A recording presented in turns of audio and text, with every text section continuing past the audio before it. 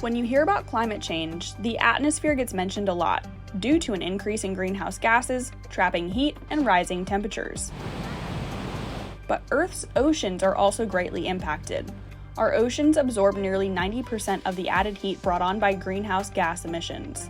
This causes ocean temperatures to warm, sea levels to rise, ocean acidification, and the loss of sea ice. It also impacts marine life, like sharks. We're seeing changes in migratory patterns. We're seeing changes in the availability of suitable habitat, shifts in what we call population centers of abundance, so where most of the population is typically found, and then changes in the availability of prey. As the ecosystems evolve and adjust, sharks will experience new vulnerabilities. Dr. Harley Newton, chief scientist and veterinarian for OCEARCH, says there's a lot to learn. They may follow the prey to new areas. That may also be part of that temperature shift. They're probably feeding on prey that share the same type of temperatures and environment that they like, so they're going to shift together. John Tominski is a senior data scientist who oversees OCEARCH's global shark tracker. He tells us great white sharks are resilient and can thrive in a wide range of water temperatures. Food resources that they can access. And again, as I mentioned earlier, that wide range in water temperature tolerance is something that's going to make them a little less vulnerable to warming oceans.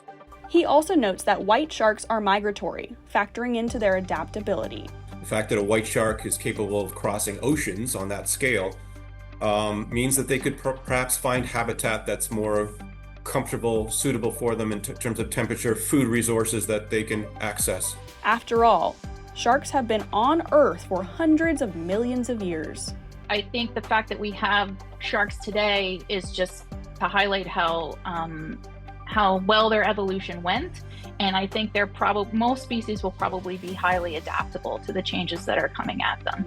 The fishing industry is the biggest reason for a decline in sharks across the globe. Some sharks are caught in fishing nets, and some are fished for meat, fins, and other parts used to manufacture items mostly for the beauty industry. So what can you do?